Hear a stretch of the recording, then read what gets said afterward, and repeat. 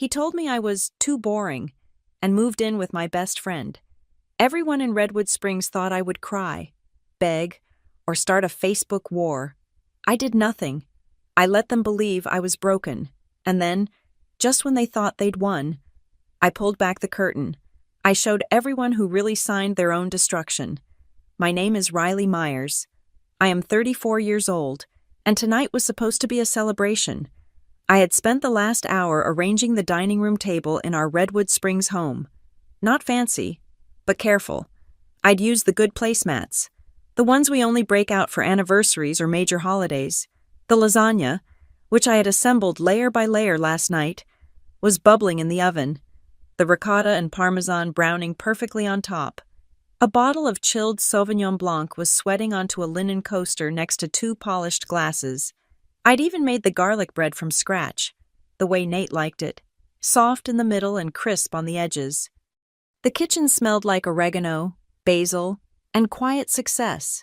Today, after 6 months of grant writing and late-night strategy sessions, I had been handed the keys, the annual Evercrest Learning Center fundraiser. It was not just another project. It was the project, the one that funds nearly 40% of our literacy programs for the next year. I was not just coordinating media. I was leading the entire campaign. For the first time in a long time, I felt substantial. I felt visible. The celebration was supposed to start at 6. At 6:30, the lasagna was resting on the stove, steam rising in fragrant waves. At 7, the wine was losing its chill. By 8, the garlic bread was hard. I texted him twice. Hey, on your way. At 6:15. Everything okay? At 7:30, no reply. This was not new. The deep focus sessions at North Point Dynamics, his glamorous tech job, had been stretching later and later. But tonight felt different. I felt the bright, buoyant excitement I had carried home from Evercrest slowly souring in my stomach, turning into the familiar, acidic taste of disappointment. At 9:14, more than 3 hours late, the front door finally opened and clicked shut. Nate Myers, my husband, walked into the kitchen. He did not look at the table. He did not look at the pan of lasagna. He barely looked at me, his eyes sliding past my shoulder as he loosened his tie, which he dropped on the clean counter. The first thing that hit me was not his apology. It was the smell, a heavy alcoholic sweetness, not the beer he kept in the fridge, but cocktails. And underneath it, sharp and synthetic, was perfume, a musky floral I did not own. "You're late," I said. The words sounded small and stupid in the quiet room.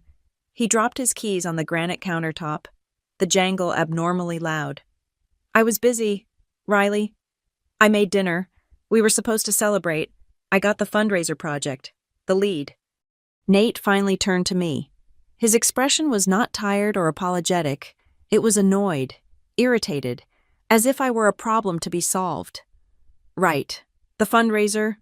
Look, I can't do this tonight." "Can't do what? Have dinner?"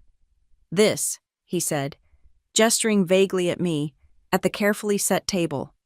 "This expectation, this constant neediness." I froze. My hand, which had been about to gesture to the food, stopped in midair. "Neediness, I made lasagna. Nate, you are always waiting. You are always just there. It is suffocating." He ran a hand through his hair, a gesture he used when he was performing frustration. "From now on, I will decide when we talk. I cannot have you hanging on me, tracking my location, waiting by the door like a dog. It is pathetic." "I was not tracking you. I was waiting for my husband to come home for a celebration dinner you agreed to." He laughed. It was a short, sharp, ugly sound that had no humor in it. "That is the problem, Riley. You just do not get it. You are too boring." Boring. The word hung in the air, heavier and more toxic than the smell of his infidelity. It landed like a physical blow, right in my sternum. I had spent the day negotiating with corporate sponsors, writing press releases that inspired people to donate, managing a team of 3. I had won. But here, in my own kitchen, surrounded by the dinner I had made, I was boring. I looked at the congealed cheese on the lasagna. I looked at the two empty wine glasses, waiting for a toast that would never happen. I do not understand, I whispered. Of course you do not. He stalked to the liquor cabinet, bypassing the wine, and pulled out the bourbon. He poured 2 fingers into a glass. You are happy in your little non-profit world, playing with crayons and feeling good about yourself. It is cute, but I am in the big leagues now. He took a sip. Do you have any idea the kind of pressure I am under? North Point Dynamics is about to close its next round of funding. My equity package is going to be finalized. We are talking about life-changing money. Riley, and I come home to spreadsheets about bake sales. It is a literacy program, not a bake sale, I said, my voice shaking. It does not matter, he snapped, slamming the glass down. The point is, we are not on the same level anymore. Maybe we never were. The musky perfume, the late nights, the sudden, cultivated cruelty. It was not just about work stress. What's her name? Nate. He actually paused, glass halfway to his lips. He was surprised I'd connected it. Then, a slow, arrogant smile spread across his face. He was proud. It is not like that, he lied, badly. It is just, some people get it. Some people understand what it takes to build something. Who? Nate? I pushed. Haley. Okay, he said, dropping the name like a bomb. Haley Grant gets it. She understands the pressure. She is building her own brand. She does not just wait for me. Haley, my best friend for 15 years. The woman who held my hand when my mother died. The woman I had just texted 2 days ago, laughing about a stupid meme. The woman whose perfume I now recognized. She is less demanding, Nate added, an afterthought intended to break me. It is refreshing. I stood there, a statue in my own kitchen. The room seemed to tilt, the white wine, the cold lasagna, 15 years of friendship dissolving in the same moment as my marriage. He said I was devaluing him. He stood there, smelling of my best friend, having just compared my entire career to a bake sale, and I was the one devaluing him. I need a break from this, he announced, as if he were the victim. I need space. I am going to go to Haley's for a few days, just to clear my head. He was going there. He was not just admitting it. He was using her place as a refuge, rubbing the betrayal directly into the wound. Maybe while I am gone, he continued, walking to the door and grabbing the jacket he had dropped. You can figure out how to be less needy. Learn not to cling so much. He did not wait for a response. He did not want one. He wanted an audience for his exit speech. The front door clicked shut, the deadbolt sliding home with a heavy, final thud. I stood in the silence. The only sound was the low hum of the refrigerator. I waited for the tears. I waited for the screaming, the urge to throw the pan of lasagna against the wall. Nothing. There was no heat, no fire, just a sudden, shocking cold, a thin, transparent layer of ice forming over my skin, inside my veins. He thought I was boring. He thought I was weak. He thought I would crumble. I looked at the door. He wanted space. He wanted to be in control. Fine, I decided right then. I would give him exactly what he asked for. I would give him so much space, so much control, that he would spin out into the void. I would give him silence until the only thing he could hear was his own desperation. I walked slowly to the table and picked up my phone. The screen lit up before I could unlock it. A new message. It was from Haley. The text read, "Nate's safe. He's here with me. He's really upset. Please don't make a big scene." Please don't make a big scene. The ice inside me did not just crack. It crystallized, hardened into something sharp, something strong. He was safe, as if I were the threat, as if I were the one who had just detonated 2 relationships. This was not a spontaneous mistake. This was not a stressed-out husband running to a friend. This was coordinated. This was planned. They had discussed this. They had discussed me. I looked at the text. I looked at the cold food. I did not reply. I just turned off the ringer on my phone. That night in the kitchen was not a sudden explosion. It was the end of a slow burn, a fire that had been fed small, dry sticks for months, as I scraped the cold lasagna into the trash the entire pan. A monument to my wasted effort. The timeline of the last 6 months unspooled in my mind with horrifying clarity. It was not a flash flood. It was a carefully constructed dam, and they had just handed me the blueprints. I remembered the late-night sessions at North Point. Nate would come home well after midnight, smelling like stale coffee and corporate exhaustion, or so I thought. He would talk about code sprints and impending deadlines, yet I would be scrolling through Instagram in bed, trying to wind down, and I would see it a small red heart under Haley's story, a picture of her at a bar, or a selfie from her desk, captioned, "Burning the Midnight Oil." The timestamp would read, 11:30 p.m. He was not in a conference room. He was in her DMs. He was on fire, just not with his team at the office. And Haley, my God, Haley.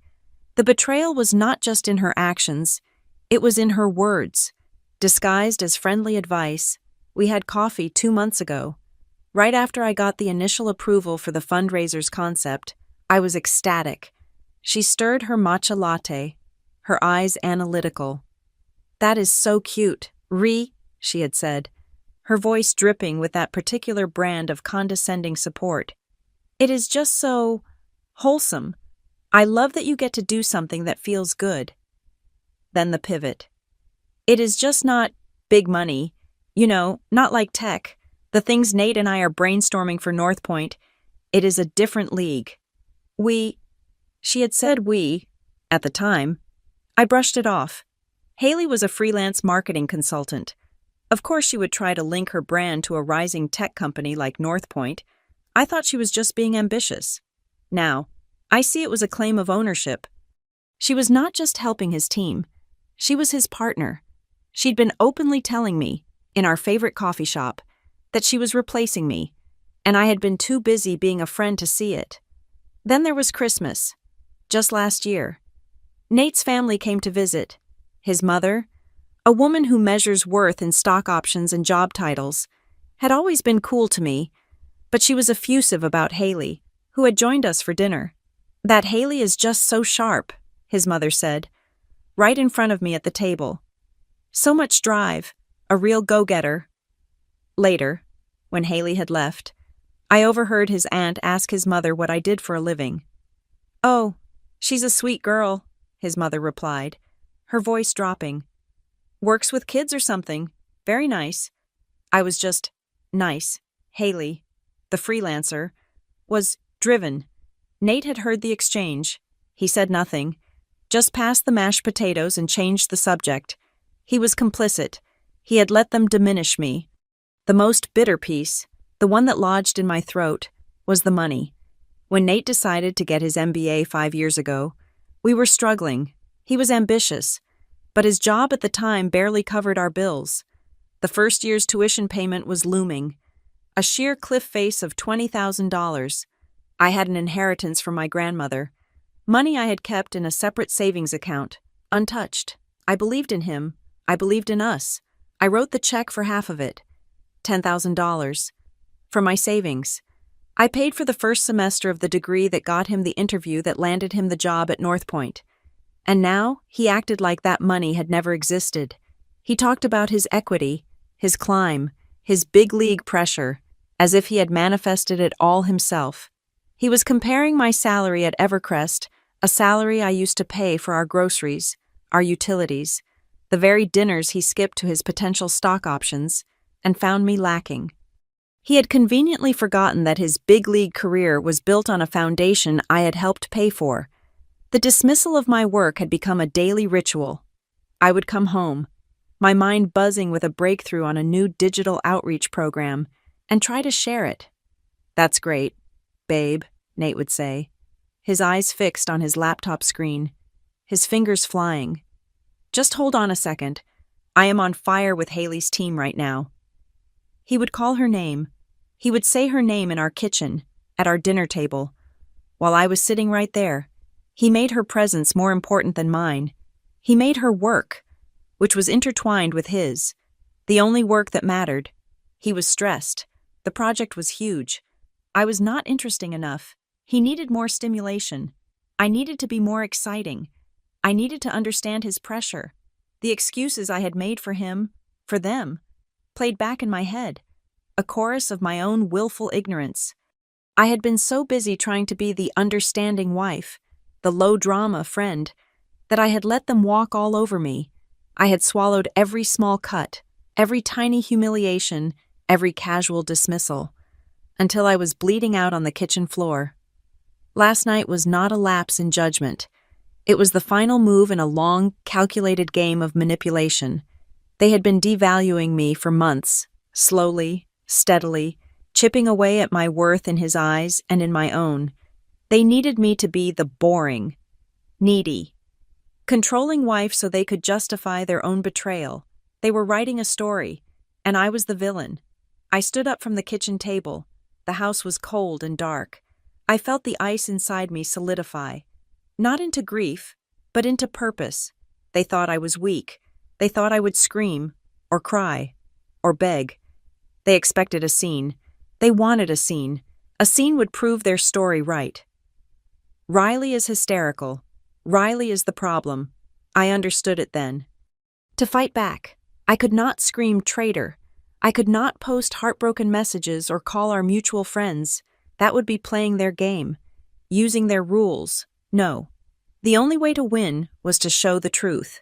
I had to show everyone, not just them, who was the only adult in this marriage, who had paid the bills, who had supported the dream, who had done the actual, unglamorous, consistent work. They wanted me to be boring. They wanted me to be quiet. I would be quiet. I would be so quiet they would not hear me coming. I would take the silence they had weaponized against me, and I would turn it back on them. I would make it my armor, my strategy, and my blade. They had built this narrative. Now I would let them live in it, and then I would tear it down, brick by brick. The next morning, I woke up at 5:45 a.m., just as I always did. The house was utterly still, the silence a heavy, cold blanket. For a single, disorienting second, my body moved on autopilot, muscles tensing to swing my legs out of bed and head to the kitchen to start his coffee. Then I remembered. I stopped. I lay back against my pillows and stared at the gray ceiling. There was no one to perform for. There was no schedule to keep but my own. I got up an hour later. I went to the kitchen, my kitchen. I walked to the gleaming espresso machine that I had researched for 3 months and bought for him as a congratulations on the new job present. I looked at the bag of expensive, small-batch espresso beans he insisted on. I looked at the stainless steel frothing pitcher. I turned away. I pulled out the old drip coffee maker from the back of the pantry, the one he hated, the one he said made diner sludge. I found a can of generic ground coffee I kept for baking. I made 1 cup, black. I drank it standing at the counter, looking out the window as the sun rose over Redwood Springs. It tasted bitter and strong, and it was mine. After my coffee, I opened the refrigerator. My side was a neat, boring assembly of yogurt, spinach, eggs, and pre-prepped salads for work. His side was a chaotic mess of expensive craft IPAs, leftover takeout from places I did not like, imported cheeses, and the high-protein, low-carb snacks he claimed he needed for peak performance. Food I had to make special trips to buy. Food that was, more often than not, pushed to the back to rot until I cleaned it up. I took out a large black trash bag. I emptied his shelves, the 6-pack of hazy IPA, the half-eaten tub of artisanal salami, the gourmet spicy mustard, the blueberry acai whatever kombucha he drank 1 sip of and declared, "Too weird." All of it. I did not do it with anger. I did it with the detached efficiency of a hotel maid stripping a room. I wiped down the shelves, leaving them sterile and empty. The refrigerator hummed, suddenly cavernous. I felt lighter.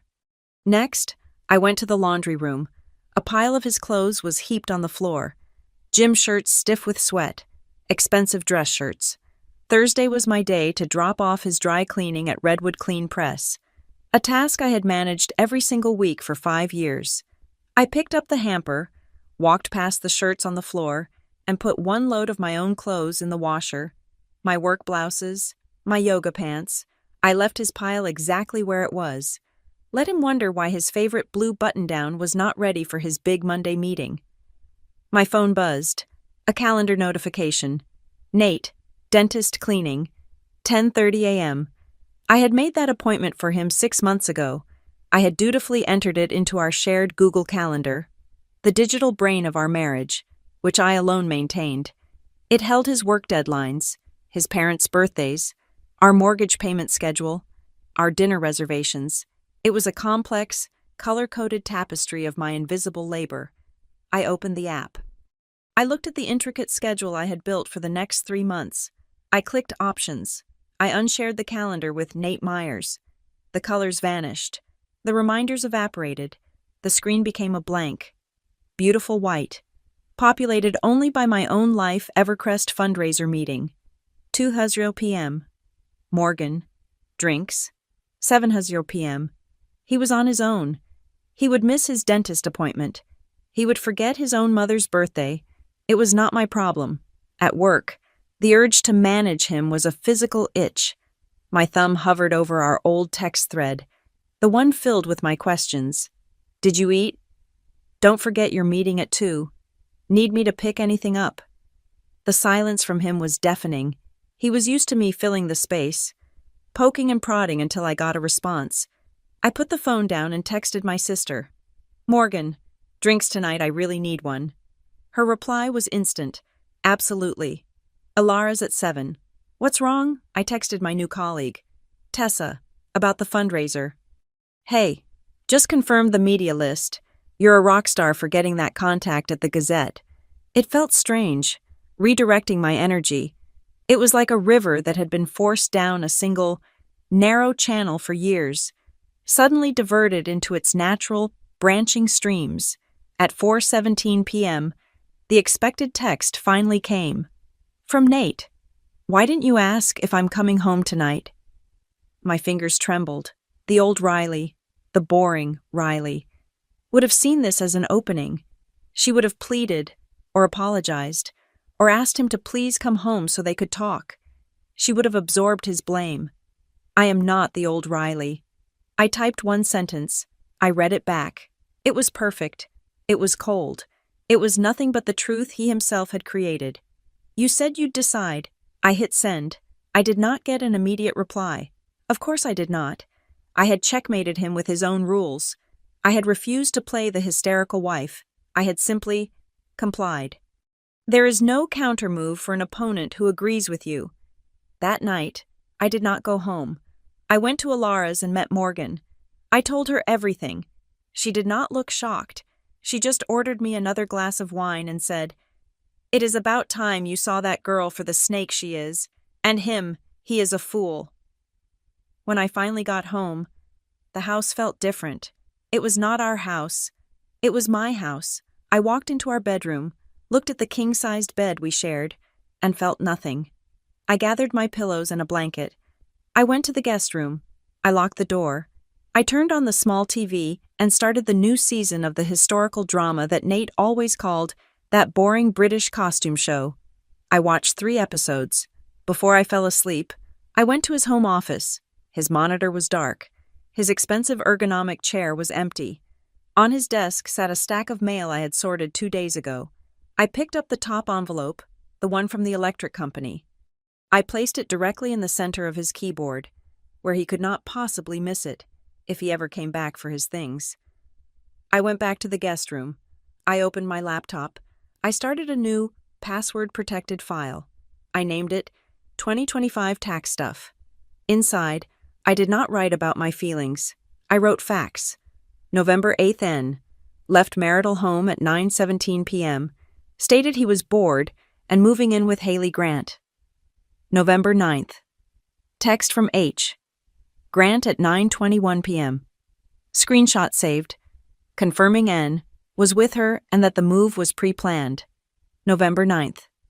Text from N At 4:17 p.m. screenshot saved, attempting to assign blame for lack of communication. This was not a diary. It was a log. It was evidence. My silence was not a wound. It was a strategy. My obedience was not weakness.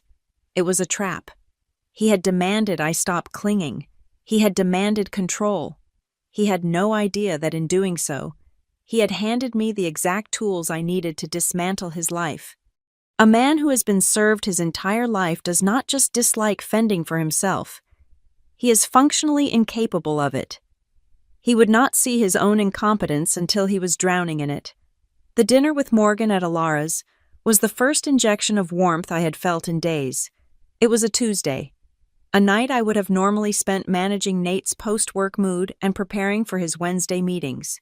Instead, I was swirling a glass of Malbec and watching my sister spear an olive with unnecessary violence. "I never liked her, you know," Morgan said, chewing. "Even back in college, you were so desperate for a best friend when we moved to this town. You just picked her. She always had that look, like she was calculating what everyone in the room could do for her." "You never told me that," I said, a hollow feeling in my chest. What was I supposed to say? "Hey, Riley, your maid of honor is a sociopath with good highlights. You had to see it for yourself." She reached across the table, her tone softening. "I'm just sorry you had to see it like this. He's a colossal fool. But you look better already. The ice is gone from your eyes." She was right. The ice was still there, but it was no longer a defense. It was a foundation. The next day, a group of teachers at Evercrest were planning a happy hour at a little wine bar downtown. Tessa, the new digital outreach coordinator, stopped by my desk. "Hey, Riley, we're all heading out around 5. You should come." The old Riley would have smiled and demurred. "Oh, I'd love to, but Nate likes a hot dinner." The excuse tasted like ash in my mouth even just thinking it. "I would love to," I said, surprising myself with how much I meant it. 5 o'clock works perfectly, and it did. I sat at a high-top table, listening to a group of smart, funny women talk about their students, their frustrations with the school board, and their weekend plans. They did not talk about tech equity or corporate pressure. They talked about a kid who finally learned to read. I told them about the new digital campaign I was designing for the fundraiser, and they listened. They actually listened. Tessa, in particular, was full of ideas. "That digital donor wall concept is brilliant. Riley, we should talk to Mr. Callahan about getting you more resources for it." I walked home that night with a pleasant buzz, not just from the 2 glasses of Chardonnay, but from the simple, profound feeling of being seen. My work was not cute. It was not a bake sale. It was brilliant. I realized how much of my life I had curated to be the perfect audience for Nate. My social energy, my free time, my hobbies all had been filtered through the lens of what he would find acceptable or convenient. Haley had not just been my friend, she had been the co-manager of Project Nate, until she decided on a hostile takeover. I needed something that was just mine. On Saturday, I drove to the other side of town, to a set of renovated brick warehouses on the old Mill River. A sign in looping script read, "Redwood Arts Co-op." I had passed it 100 times. This time, I went in. The air smelled like damp clay, turpentine, and coffee. I signed up for a 6-week adult pottery wheel class. Thursday nights. My first class was a disaster. I ended up with a gray watery sludge all over my apron and a misshapen lump that looked less like a bowl and more like a tragedy. But I was laughing. The woman at the wheel next to me, a sharp-looking woman in her late 40s named Diane, laughed with me. "Do not worry, honey," she said, effortlessly centering a mound of clay. My first piece looked like something a cat threw up. The point isn't the bowl. The point is the quiet. We fell into conversation over the whir of the wheels. Diane was a divorcee. So was the instructor. And half the women in the class. They were not broken. They were not weeping into their clay. They were funny and centered and had incredibly strong forearms. During a break, while we were washing our hands, I found myself quietly telling Diane a sanitized version of my story. She nodded, her expression unreadable. "Let me give you the single best piece of advice I ever got," she said, drying her hands on a rough towel. "Stay quiet. The man who screws up expects the woman to scream. He's braced for it. He's prepared his defense. But when you are silent, when you just go on with your life, looking better and calmer than before, it drives them absolutely insane. The guilty person will always talk first, and they will talk too much. Let him." "He's already talking," I murmured. "So is she." "Good. Let them fill the air. You just keep your head down and build your case." She smiled. "And get a shark. I have a name, if you want it." I wanted it. The next Monday, on my lunch break, I did 2 things. First, I walked down to the small credit union branch on Maple Ridge Avenue, a place Nate would never even think to look. I opened a new checking and savings account with my own credentials, my own paycheck. I filled out the forms to have my Evercrest salary direct deposited there, starting on the 1st of the month. It was a simple administrative task, but it felt like a declaration of independence. Second, I sat in my car in the credit union parking lot and dialed the number Diane had given me. "Law offices of Karen Holt." "Yes," I said, my voice steadier than I expected. "I need to make a consultation. My name is Riley Myers. I need to ask what happens if you file for divorce when your husband is about to receive a major stock equity package." The life I was building was not just social, it was tactical. I started using my Instagram again, which had been dormant for months. I posted a blurry, joyful selfie with Morgan from our dinner. I posted a shot of my Evercrest team from happy hour, captioned, "So lucky to work with these brilliant women." I posted a picture of my hands, caked in gray clay, titled, "New Hobby. Who dis?" I did not post any inspirational quotes about snakes or new beginnings. I did not post a single thing that was sad. I just posted my life, a life that, conspicuously, had no room for Nate. I knew he was watching. I knew she was watching, at work. Tessa and I were given the green light to develop the digital donor wall concept further. "Mr. Callahan was really impressed with your proposal, Riley," she said, handing me a coffee. "He said you've got a great strategic mind." I looked at her, stunned. Strategic mind. I had been called sweet and boring for so long. I had forgotten I was strategic. I realized, walking to my car that evening, that the exhaustion I had lived with for the past 2 years was not from my job. It was from the second shift, the emotional and domestic labor of managing Nate Myers.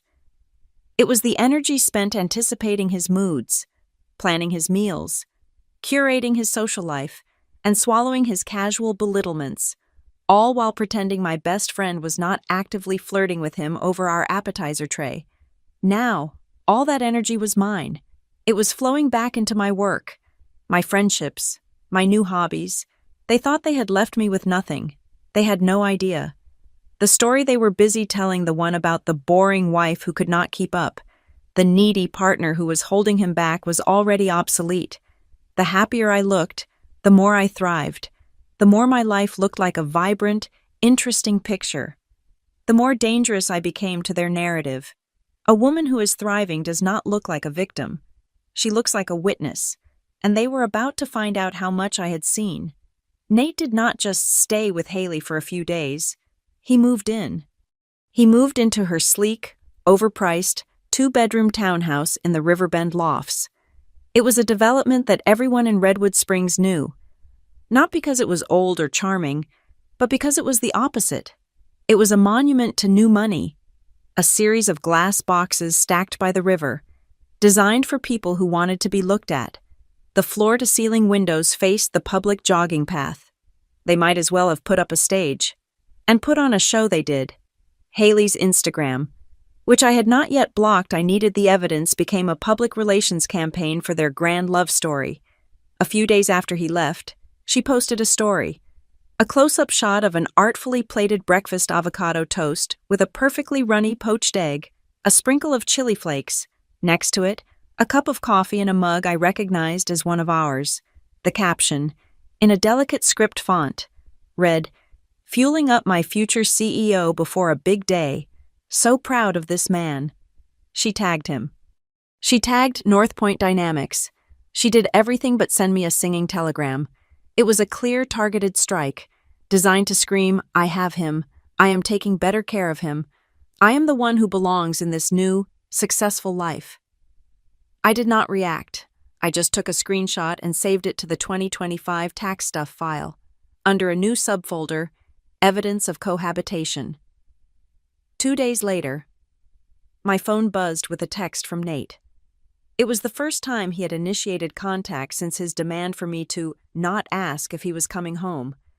"I just need you to know that I feel heard here." He wrote, "Haley actually listens. We talk for hours. I haven't felt this understood in years." It was such a clumsy, textbook attempt to twist the knife. He was not just leaving. He was providing a justification that was, in itself, another insult. He wanted me to feel the lack. He wanted me to be jealous of their deep, profound understanding. I looked at the text. I thought about the thousands of hours I had spent listening to him practice his MBA presentations, listening to him complain about his old boss, listening to him agonize over which job offer to take. I typed nothing. I just took a screenshot, saved. Then came Haley's magnum opus, a text message so long I had to scroll. It was a masterpiece of self-aggrandizing, faux spiritual bullshit. "Riley, my heart is just breaking writing this. I want you to know that none of this was intentional.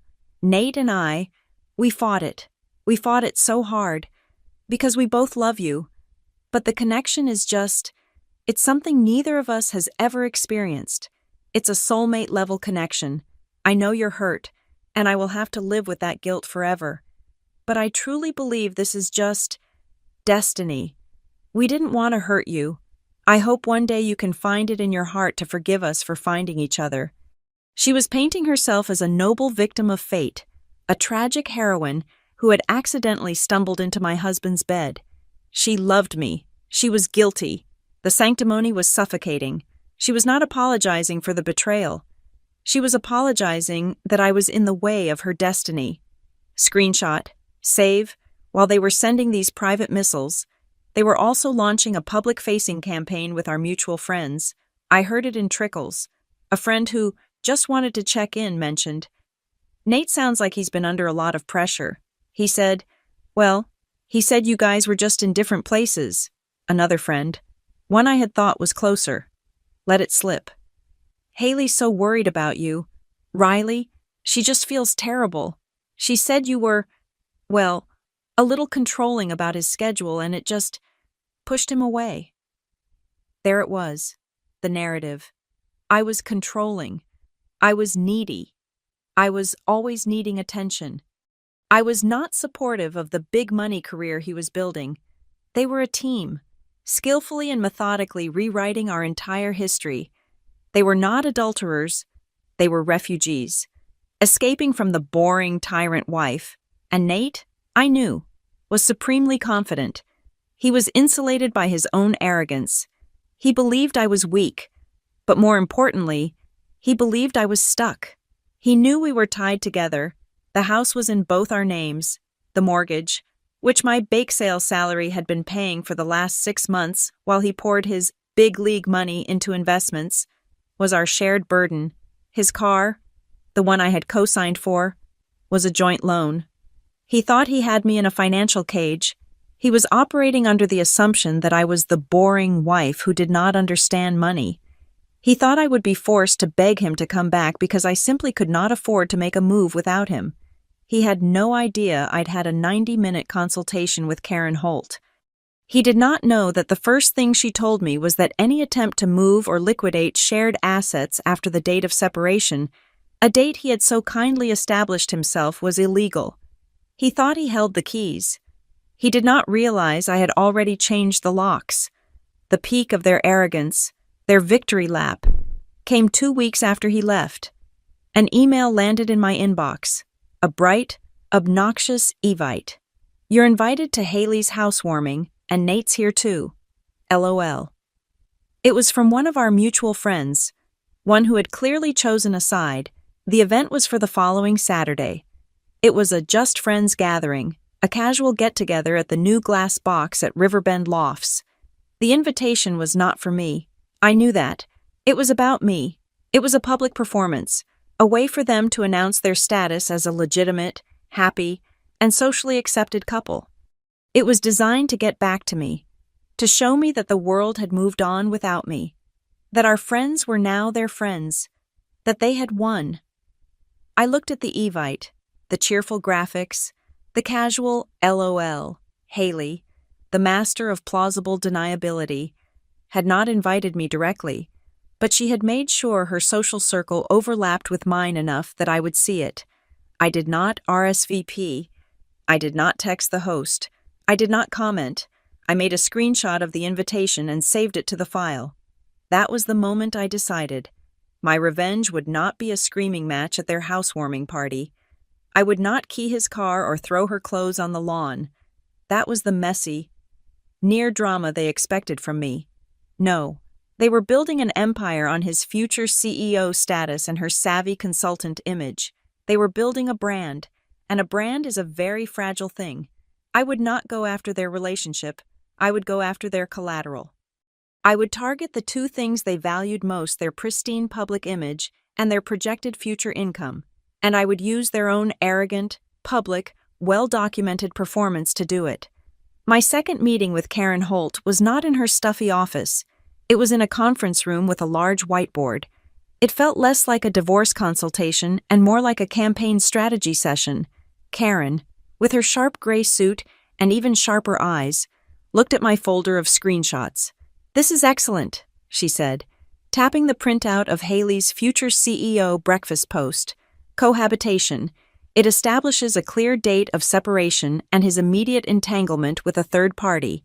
It makes his boring narrative look like what it is: a pathetic, prefabricated excuse for adultery." Then, she got to the heart of it. Now, this North Point Dynamics equity, he said he is about to get his package. This is a critical distinction. In this state, any appreciation in the value of marital property during the marriage is a shared asset. His potential equity. That is a marital asset. He earned the right to it while he was married to you, and while you were, I assume, contributing to the household. "I paid our mortgage for the last 6 months," I said, my voice flat. "And the utilities, and the insurance."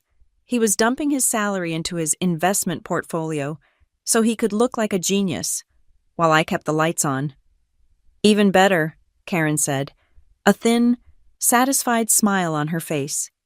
"He thinks his money is his, and your money is ours. We are going to correct that assumption. I need you to prove it. I need a paper trail showing that your income was sustaining the marital home, thus freeing up his income and his time to pursue this very lucrative opportunity." This was not a request for emotional turmoil. It was a request for spreadsheets. I was very, very good at spreadsheets. That night, I did not go to the pottery class. I went home and I performed a financial autopsy on my marriage. I opened the 2025 tax stuff file, but this time, I was not just logging his actions. I was logging my contributions. I printed bank statements showing my paycheck covering the mortgage, month after month. I found the receipts for his medical bills, including the copay for the dermatologist I found for his sudden onset stress acne. I pulled up the travel itineraries I had booked for him: flights, hotels, rental cars for the business trips that I now suspected were just long weekends with Haley.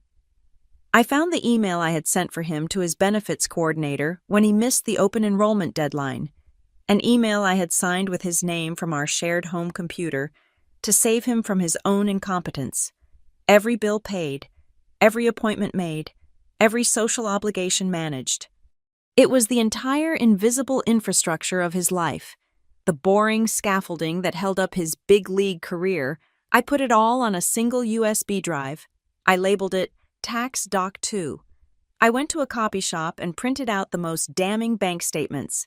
I was building an arsenal. I emailed the link to the screenshot folder to Karen. "Here's the proof of his cohabitation." I wrote, I am overnighting the financial documentation. Karen's response was swift. Good. I am now drafting a formal notice of preservation of assets. It will be sent via courier to Mr. Myers at Ms. Grant's residence. It will inform him, in no uncertain terms, that as of his date of desertion, all marital assets are frozen.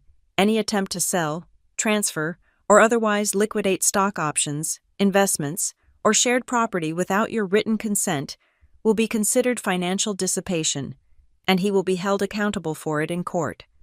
I imagined Nate, in Haley's glass box, opening a terrifyingly official legal envelope. I imagined him, for the first time, realizing I was not clinging. I was calculating, but the legal front was only half the battle. They were still winning the public relations war. Painting me as the unhinged, needy wife, I had to correct the narrative.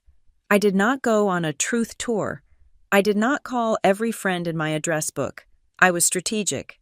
I identified 3 people in our wider Redwood Springs circle: a woman who ran the largest parent-teacher association in town and was a notorious but respected gossip, a man Nate respected in the local business community, and a woman who had been a mentor to me at Evercrest. I did not call them to bok faute, as Morgan would say. I called them for advice, to the PTA president. I was heartbroken but firm. I am just devastated. Nate. He decided he wanted something different. He's living with Haley Grant now. I am just trying to navigate this with as much dignity as possible. You know, it is all just so public to the businessman. I was confused and pragmatic. I have to be honest. Mark, I'm a bit blindsided. Nate's under so much pressure at North Point. He just left for my best friend. I'm worried about him, but I also have to protect myself financially. You know how these tech packages are. To my mentor, I was simply honest. He told me I was boring, and then he moved in with Haley, and now I have to run the biggest fundraiser of my career. I did not have to create a new narrative. I just had to tell the truth, calmly. The truth was far more damning than any story they could invent. The story of a successful man abandoning his steady, boring wife for her best friend. Right when his stock options were about to vest, it was a tale as old as time, and it did not make him look like a future CEO. It made him look like a cliché, a walking midlife crisis. The next step was to cut off his access. My phone had been buzzing with his name. We need to talk. You're not being fair. This isn't you. Riley? He was right. It was not the old me. I went to the phone store and got a new number. I ported my old number to a cheap, prepaid burner phone, which I then turned off and put in a drawer. My new, clean number went only to Morgan, my parents, and a few close friends. I changed my email passwords. I set up a filter on my work email that sent anything from Nate's personal address or Haley's address directly to a folder that Karen could access. He no longer had a direct line. He could not text me, call me, or harass me. If he wanted to talk, he had to go through his lawyer. He had to pay for the privilege of berating me. I told Karen I had changed my number. Perfect, she said. Now, about the filing. We are ready. I suggest we have him served. Not at the house, not at Haley's. Where? At his office, Karen said, her voice like chipped ice. I find that a summons for divorce, delivered by a professional process server to a man at his desk, especially one that cites adultery and desertion of the marital home, has a wonderfully clarifying effect on the proceedings. It is hard for him to play the victim when his colleagues are watching him get served. This was it, the public humiliation, the dirty field. I thought of Haley. I thought of her women supporting women posts, her carefully curated brand of feminist empowerment. I did not need to send her a single angry text. I did not need to scream at her in the grocery store. I just needed to let the truth do its work. By serving Nate at his office, I was not just hitting him, I was hitting her. The news would rip through North Point dynamics, and by extension, the entire tech-adjacent social circle she was so desperate to impress. The story would not be, Nate left his crazy wife. The story would be, Nate's wife just served him divorce papers at his desk. citing an affair with Haley Grant. They had wanted to be a power couple. I was about to make them the town scandal. I did not need to be a fly on the wall of the glass townhouse at Riverbend Lofts. The performance was public, and the cracks were starting to show through the plate glass. The first sign was the shift in Haley's content. The supportive partner posts, which had been constant, became more frantic. She was a freelance brand consultant. Her entire life was her brand. And now, Nate was her unwilling co-star. I saw a video she posted, not a story, a permanent grid post. It was a day in the life reel. It featured Nate, sitting at her minimalist white desk, looking miserable. He was wearing a wrinkled shirt, one I did not recognize.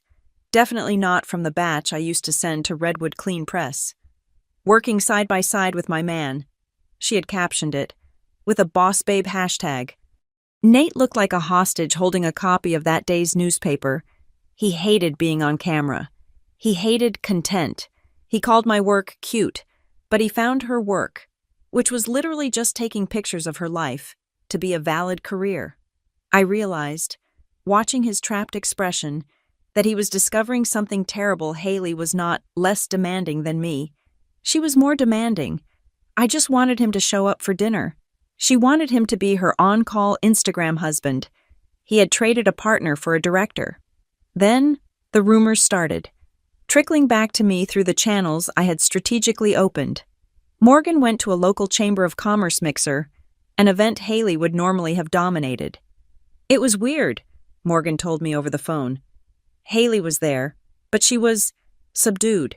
She was not working the room. She was stuck in a corner, and a couple of people, the ones you'd expect to be fawning over her, sort of nodded and walked past.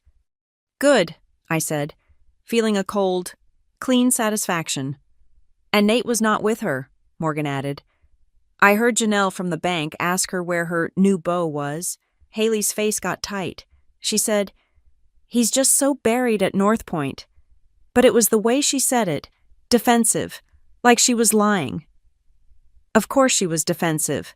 The other woman label is not a good look for a women supporting women entrepreneur. It is hard to network as a soulmate when everyone in the room knows you stole your best friend's husband. He was still legally married. To me, he was my husband, living in her bachelorette pad. She could not bring him to respectable events, and she could not comfortably go without him. She was in social purgatory, and Nate? I could only imagine his frustration. He was a man who expected, on a cellular level, to be cared for. He expected his shirts to be ironed. He expected his appointments to be made. He expected his car to be serviced without him ever having to look at the check engine light. I knew for a fact his car service was 2 months overdue, because the reminder email had come to my inbox, which I promptly ignored. I pictured him, getting into his luxury car, smelling the stale air, seeing the dust on the dashboard and the service-required light glowing, and feeling a deep, unarticulated rage that his life was no longer frictionless. Haley was not making his appointments. Haley was too busy asking him to retake a boomerang video of their lattes. The real tremor happened on a Wednesday. Karen had sent the Notice of Preservation of Assets. It was delivered by a court-certified courier, requiring a signature, and it was addressed to Nate Myers, at his current residence, Haley's townhouse. I found out what happened next from Mark, the businessman I had consulted. He had run into a panicked-looking Haley at a coffee shop. She looked like she'd seen a ghost, Mark told me, his voice low and sympathetic. I had, after all, positioned myself as the blindsided but pragmatic victim. She was on the phone, and she was not quiet about it. I could picture it perfectly. Haley, holding the thick, terrifyingly official envelope. The lease for the glass box was in her name, a legal document, citing her address in connection with a divorce proceeding, had just landed on her doorstep. She was no longer a soulmate. She was the third party mentioned in court filings. She was financially and legally entangled. Mark said he overheard her screaming into her phone. "You told me she was a mess. You said she was dependent. Why does she have a lawyer before you do?" Nate, how is she the one freezing your assets? That, I thought, sipping my black coffee. That is the sound of it. The sound of a woman realizing the man she had aligned with was not a high-powered tech genius, but a fool who had lied to her. He had not just lied about me, he had lied about his own power. He had sold Haley a story about his weak, boring, dependent wife, and that story had just been proven spectacularly false. The boring wife had a shark of a lawyer. The boring wife had just frozen his assets. The boring wife was, apparently, a strategic mastermind. This, of course, is when my old dead phone, which I had charged and turned on out of morbid curiosity, began to explode. It was in the drawer, buzzing like an angry wasp. Nate Myers, Nate Myers, Nate Myers. Missed call, missed call, missed call. Then, a string of texts to the number I would never check again. Riley, call me. This is not funny. You need to call off your lawyer. This is insane. We can talk about this civilly. Haley has nothing to do with this. You're dragging her into it. He was trying to be civil, the same civility he used to demand control, but he was shouting into a void. I had cut the line. He had no access to me. The final, beautiful implosion was confirmed by the PTA president. Carol. Her sister-in-law lived in the Riverbend lofts, 2 doors down from Haley. My dear, it was a scene, Carol whispered to me when she ran into me at the grocery store, her eyes wide with secondhand drama. A full-on, top-of-their-lungs screaming match. At 2 a.m, my sister-in-law said the whole building could hear it. They were fighting about the letter. They were fighting about the money. They were fighting about me. He was, she apparently screamed. A liar who had ruined her reputation. He had. He apparently screamed back. Never had a moment's peace since he moved in. The neighbors, Carol gleefully informed me, had filed a noise complaint. I went home. I opened the 2025 tax stuff file. I made a new entry. November 29th. Reports from 2 separate sources of a major verbal altercation between N and H. Grant at the Riverbend residence, resulting in a formal noise complaint from neighbors. I did not need to be there. I did not need to throw a single plate. I had just provided them with the rope, and they were, in their beautiful glass box, joyfully hanging themselves. My divorce petition would not just state that he had left for an affair, it would state that he had left a stable, quiet, long-term marriage for a chaotic, unstable, and publicly documented relationship, proving his profound lack of judgment. He had wanted to clear his head. It seemed he had. Instead, walked directly into a hurricane of his own making. The night of the Evercrest annual fundraiser was the biggest night of my professional life. For 3 months, I had poured every ounce of my redirected, reclaimed energy into this event. The gymnasium had been transformed with uplighting, draped fabric, and centerpieces donated by a local florist. The air was buzzing with the sound of a string quartet and the chatter of Redwood Springs' most influential. These were not just teachers, these were wealthy patrons, local business owners, and representatives from the State Education Foundation. This was my room. I was wearing a new dress, a deep emerald green silk, that I had bought with my own money from my new bank account. My hair was up, and for the first time in a decade, I felt not just nice, but powerful. Tessa clutched my arm as we stood near the entrance. You did this, Riley, all of it. It looks incredible. We did this, I corrected, but I savored the compliment. Mr. Callahan, the director of Evercrest, a kind man with a sharp sense of integrity, tapped the microphone on the podium. The room quieted. Welcome, everyone, he said, his voice booming. Welcome. Before we begin, I want to bring up the woman who is the entire engine behind this year's campaign.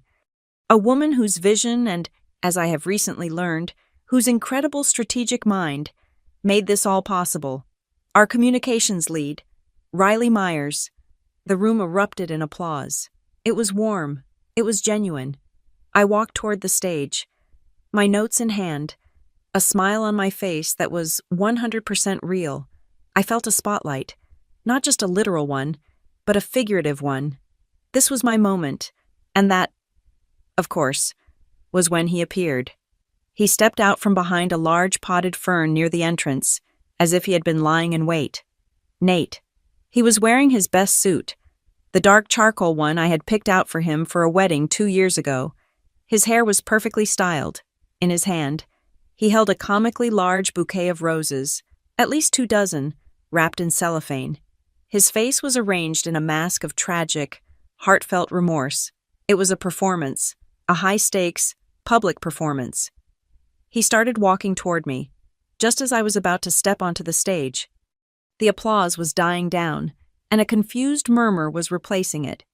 "Riley," he said, his voice pitched to Carrie. I stopped. The entire room stopped. "Mr. Callahan looked confused. I could hear the whispers starting. Tessa, near the front, shot me a look of pure, "Oh, shit." A woman from the school board, who I knew had heard the rumors, leaned over to her neighbor. "That's him," she whispered, not quietly enough. "That's the husband, the one who, with the friend." The story was already out. He just did not know it. "Nate," I said. My voice was cool, even. I did not move toward him. "Riley," he said again, taking 2 more steps, holding the bouquet out like a shield. "We need to talk. I miss you." He was staging a public reconciliation. He thought he could use the pressure of 100 pairs of eyes to force my hand, to make me accept his grand, romantic gesture. He thought I would blush, or cry, or take the flowers and rush out of the room. He thought he could claim this space, my space, as his own. He tried to pull me toward the lobby, his hand grabbing my elbow. "Riley, please, just for a minute." The contact felt like a jolt of electricity, cold and wrong. I did not pull away. I simply stood my ground, which forced him to stop, leaving him in the awkward no-man's land between the tables and the stage. He was pulling at me. I was not moving. "Nate, what are you doing here?" I asked. I did not whisper. I used my clear, addressing the room, voice. He flinched. He had expected this to be a private scene in a public place. He lowered his voice, but it was still tight with anger. "You're making this too hard. Riley, you've overreacted. You're blowing this all up. I just needed some air. Haley is just a friend." He said it. The lie. The insultingly stupid, blatant lie that he had been preparing. The one he thought I was weak enough to accept just to make the scene stop. He was saying it in the building where I worked, in front of the people who respected me. And Mr. Callahan was standing not 5 feet away. He had not returned to his seat. He was watching, his expression turning from confusion to a cold, hard anger on my behalf. I looked at Nate. I looked at the wilting, overwrought roses. I looked at his desperate, sweating face. And I smiled. Not a big smile, just a small, sharp, clear one. "You are lying," I said. My voice was not raised. It was not emotional. It was a statement of fact, which made it all the more devastating. "You told me, in our kitchen, that I was too boring. Then you packed a bag and moved into my best friend's apartment. My best friend, Haley Grant." A collective gasp went through the nearest tables. I had just confirmed every whisper. "So I will ask you again," I continued, in that same, clear, even tone. "Why are you at my work event?" Nate's face went from pale, performative remorse to a blotchy, furious red. He had lost control. He had been checkmated. "You," he hissed, dropping the remorse entirely. "You are trying to ruin me." "No," I said, and I finally took a step back, pulling my elbow from his grip. "You're doing that yourself." And then I delivered the final, perfect line, the line I had practiced in my head. "You told me you would decide when we talk. Remember, you were very clear. You said you were in control of our communication." I paused, letting the silence stretch, letting everyone see him standing there, holding his rejected prop. "I am just letting you decide, Nate, just like you wanted. I am respecting your wishes." The hypocrisy hung in the air, so thick it was choking him.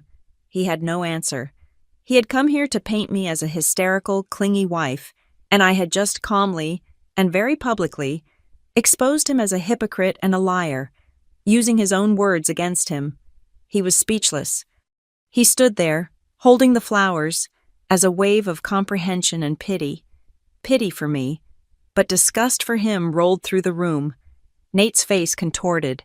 The big league tech genius, the future CEO, looked like a furious, spoiled child who had just been told no at a birthday party. He dropped the bouquet. The cellophane crunched, the roses scattering on the floor at my feet. "You will regret this, Riley," he snarled, all pretense of charm gone. His true self, the contempt he had hidden for so long, was now on full display for my boss, my colleagues, and the biggest donors in Redwood Springs. He turned, shouldering his way through the stunned crowd, and stormed out of the building. The room was dead silent. I looked down at the crushed roses on the floor. I took a deep breath. I turned to Mr. Callahan. "I apologize for that interruption. Mr. Callahan," I said. He stepped forward, put a fatherly hand on my shoulder, and spoke loud enough for the first few rows to hear. "You have absolutely nothing to apologize for. Riley, nothing at all." He gestured to the stage. "I believe you were about to tell us about our literacy program." I smiled. I stepped over the roses. I walked onto the stage, adjusted the microphone, and looked out at the 200 faces watching me. "Thank you, Mr. Callahan," I said, my voice not shaking, not even for a second. "Now, as I was saying, our goal tonight is to fund 3,000 new books for the children of Evercrest, and the digital donor wall, which my team and I designed, is now live. So please, take out your phones." The fundraiser was on a Friday. I spent the weekend in a state of quiet, focused calm. I went to the farmer's market. I bought flowers for my own house. I slept in the guest room, which I was now redecorating in my head, and I did not check the burner phone once. I let the silence settle. On Monday morning, at 9:15 a.m., a man who was not wearing the requisite tech bro uniform of a branded fleece vest walked into the soaring, sterile lobby of North Point Dynamics. The lobby was all glass and white stone, designed to communicate transparency and massive, unshakable wealth. The man, a professional process server who looked bored and unimposing, walked up to the reception desk, a large slab of polished concrete. "I have a delivery for Nate Myers," he said. The receptionist, a young woman with neon pink hair, looked at the large, official font envelope in his hand. "Is he expecting you?" "It requires his signature," the server said, his voice flat. The receptionist buzzed Nate's desk. "Nate, there's a delivery for you at the front desk. It needs a signature." I was not there, but Karen and I had planned this moment, and I could picture it perfectly. Nate, annoyed at the interruption, striding out of the elevator bank, probably scrolling on his phone. He would be expecting a new piece of tech, a contract, something that validated his importance. He would see the server, his annoyance growing. "Yeah, I'm Myers. I have a legal document for you, sir," the server would say, holding out the envelope and a digital signature pad. "I need you to sign here, confirming receipt." In that lobby, in front of the receptionists, in front of the other employees and executives walking in with their lattes. Nate Myers would have to sign for the papers that officially began the end of his life as he knew it. His hand would pause. He would see the words, "County of Redwood, Superior Court," on the envelope. The blood would drain from his face. He would sign. He would take the envelope. He would walk back to his desk, trying to look normal. He would fail. He would sit in his expensive ergonomic chair and tear it open, and he would read. He would not find a pleading, emotional letter from the boring wife. He would find a petition for dissolution of marriage, and in the section for grounds, he would see Karen Holt's precise, devastating language grounds cited as desertion of the marital home, effective November 8th, to cohabitate with a third party, Ms. Haley Grant, the plaintiff's best friend. Additional grounds. A pattern of verbal and emotional abuse, including, but not limited to, intentional infliction of distress and financial neglect. He would read it once. He would read it again. He would feel the walls of his cubicle, or perhaps his corner office, closing in. He would see, in black and white, his private words, "You're boring." We're not on the same level, translated into the legal language of verbal abuse. His action, clearing his head, was now desertion. And then, attached to the petition, he would see the kill shot, the document I had signed on Friday, hours before I went to the fundraiser. Temporary restraining order on assets. It was a legal freeze. A judge had already signed it. It explicitly named North Point Dynamics. It forbade him from selling, transferring, hiding, or otherwise borrowing against any and all assets. This included his bank accounts. This included his investment portfolio. This included, and Karen had made sure to highlight it, any and all pending, unvested, or future stock options and equity packages related to his employment, his life-changing money, the entire foundation of his new, superior life. I had just put a legal lockbox around it, and I had the only key. The news would spread through that office faster than a free donut announcement. The whispers would start before he even finished reading. "Did you see Nate Myers get served?" "Served like, with papers." "I heard it's a divorce. He was white as a sheet." "Wait, isn't he the guy who's always on that blonde influencer's Instagram? The one with the glass apartment?" "Haley Grant. I thought that was his wife." "Oh, honey, no. That's the best friend. His wife is the one who just served him." They had made their romance public, and now I was making the consequences public too. While Nate was sitting in the ruins of his mourning, I was at the phone company. I terminated my old number. I deleted and blocked him. Haley and the 20-odd mutual friends who had liked her future CEO post from every social media platform. I did not do it angrily.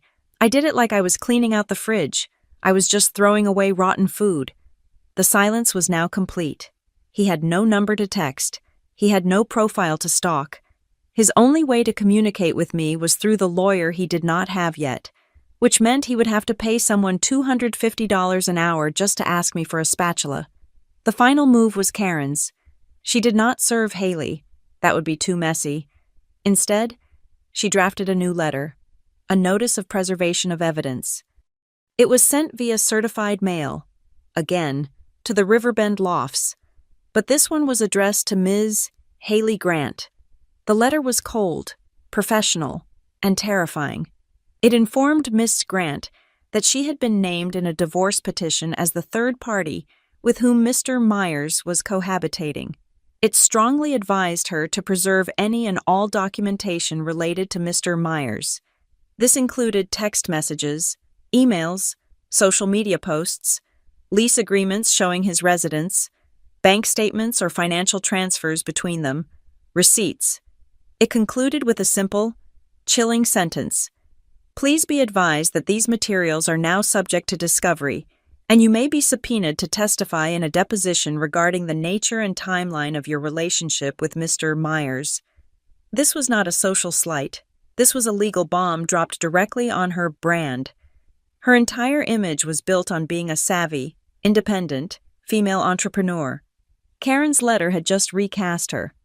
She was not a boss babe. She was a mistress. She was not a soulmate. She was a witness in a divorce case, a hostile one. All of her curated content, the breakfast posts, the working side-by-side videos, the just friends, housewarming Evite was no longer content. It was Exhibit A. I did not have to hear the ensuing explosion. I could feel the shockwave from across town. Haley, whose entire life was based on controlling her image, had just received a legal threat that her personal texts could be read aloud in court. She would have turned on Nate with the speed of a cornered animal. "You told me this would be quiet. You said she was boring. You said she was dependent. Now I am being threatened with a subpoena. My business is tied to this. Nate, you just dragged me into your legal sewer." Nate's world was imploding. He had been publicly humiliated at my fundraiser. He had been served divorce papers in front of his colleagues. His life-changing money was frozen. And now, the refreshing, low-demand woman he had left me for was, I had no doubt, screaming at him in a way that made me look like a Zen monk. He finally understood. He could not bully me. He could not charm me. He could not decide when we talked. He had lost, completely.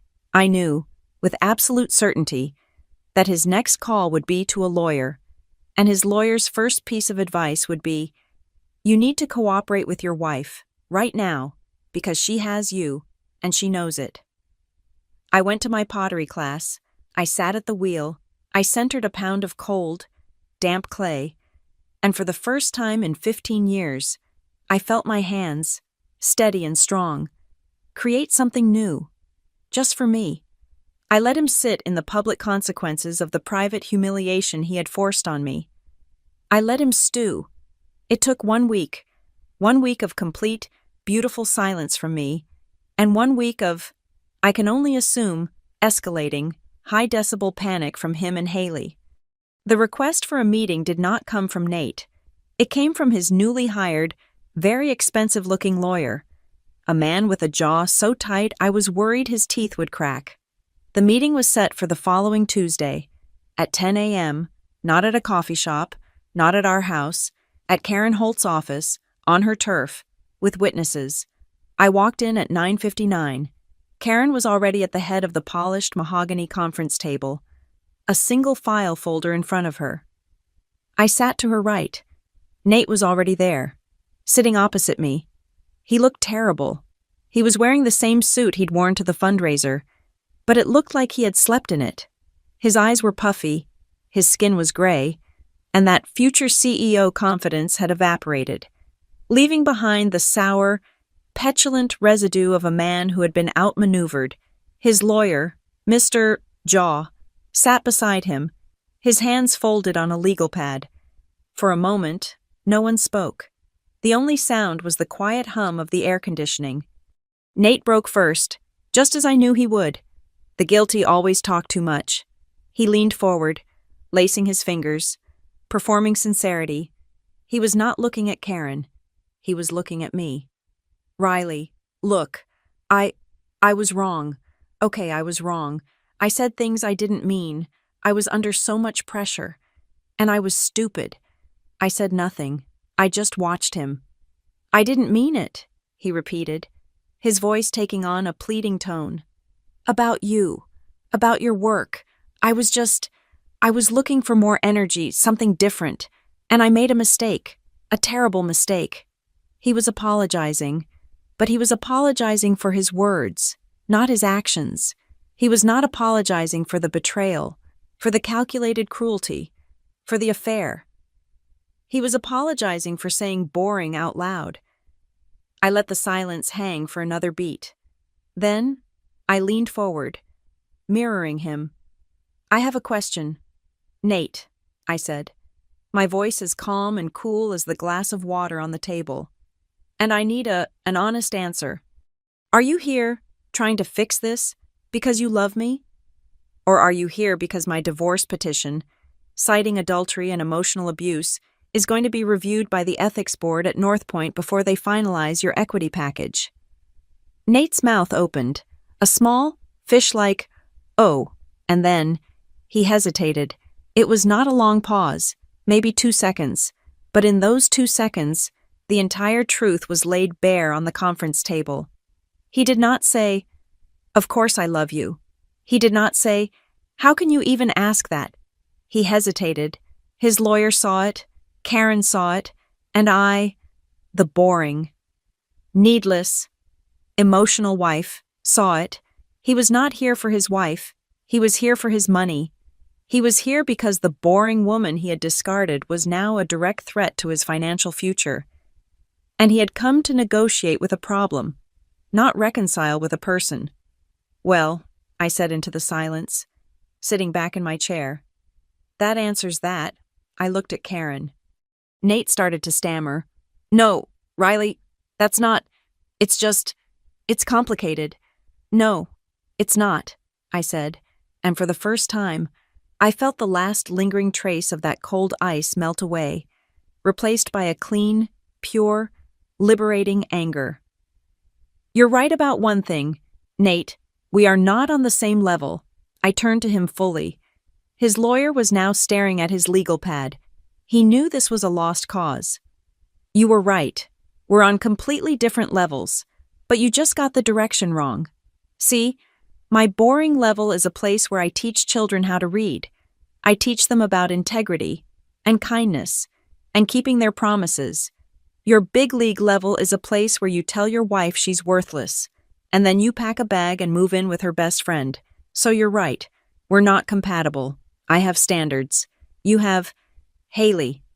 Nate turned a shade of purple I had never seen before. Riley, he started, his voice rising. Mr. Myers, Karen cut in, her voice like steel. You can stop. Your wife is not finished. I took a breath. I am not here to negotiate a reconciliation. Nate, I am here to end this, and you are going to give me exactly what I want, because if you do not, this gets very, very public. I nodded at Karen. Karen opened the file folder and slid a single piece of paper across the table to Nate's lawyer. It was not a request. It was a list of terms, a non-contested settlement agreement. It's simple, Karen said, as the lawyer's eyes scanned the page. Mrs. Myers will receive her full 50% plus one share of the marital home, which she will sell. She will receive 50% of all marital assets, including a legally binding 50% of all future, unvested, and pending equity and stock options from your employment at Northpoint Dynamics, to be placed in an independent trust. That's, Nate's lawyer began. That's the law. Karen cut him off. She funded his career. We're not negotiating that part. Nate looked like he was going to be sick. And now, my part, I said. I looked at Nate. You have two choices. You can sign this, right now. You give me the house. You give me my half of your life-changing money, and it's done. Or, you can fight me. And if you fight me, I continued, I will not just stop at the petition. I will have Karen depose you. I will have her depose every single person at Northpoint who watched you get served. And I will have her depose Haley. I leaned in.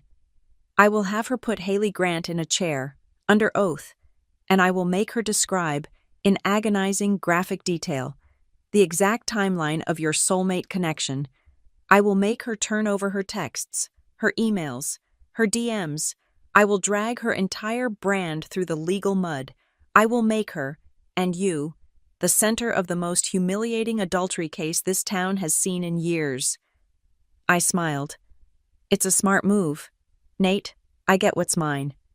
You get to save your refreshing new relationship from public immolation. You get to keep your job.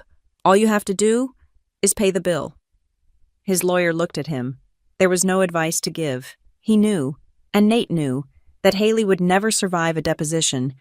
Their entire relationship was built on a shared lie, and it would shatter under a single, direct question under oath. He would lose his job. He would lose the girlfriend. He would lose everything. He had to sign. Give me the pen, Nate whispered, his voice hoarse. His lawyer pushed the document, and a pen, toward him. Nate signed his name, his hand shaking, on every single page. He did not just sign away his money, he signed away his narrative. He signed his confession. After the last signature, he threw the pen down. It skittered across the table. He was broken, and like all bullies, when he was broken, he lashed out one last time. He looked at me, his eyes full of pathetic, impotent rage. You're ruining me. I hope you're happy. You are destroying my career. I did not have to say a word. Karen did it for me. Mr. Myers, she said, gathering the signed papers. You are mistaken. You are destroying your own career. My client is just documenting the collapse, and I would remind you, the temporary restraining order on your assets is still in effect until this is filed with the judge. You have no leverage here. The evidence of your adultery and calculated abuse is extensive. You should be thanking your wife for her generosity. Nate's face crumpled. He was, finally, defeated. I stood up. I picked up my purse. I looked down at the man who, 3 weeks ago, had told me I was boring in my own kitchen. You were right. Nate, I said, my voice quiet. I am boring. He looked up, confused. My boredom was paying our mortgage. My boredom was making your doctor's appointments and remembering your mother's birthday and ironing your shirts for the big league. My boredom was the entire, invisible operating system for your entire life. I walked to the door. I paused, my hand on the handle. The moment I took my hand off the keyboard, you crashed. Have a nice life, Nate. I walked out of the office, into the bright hallway, and I did not look back. I did not need him to find redemption. I did not need to be friends. He was a fool, and his story was over. Mine was just beginning. Thank you so much for listening to my story. I'm Zoe, and this is Zoe Revenge Stories. Where in the world are you listening from? Let me know in the comments below so we can connect.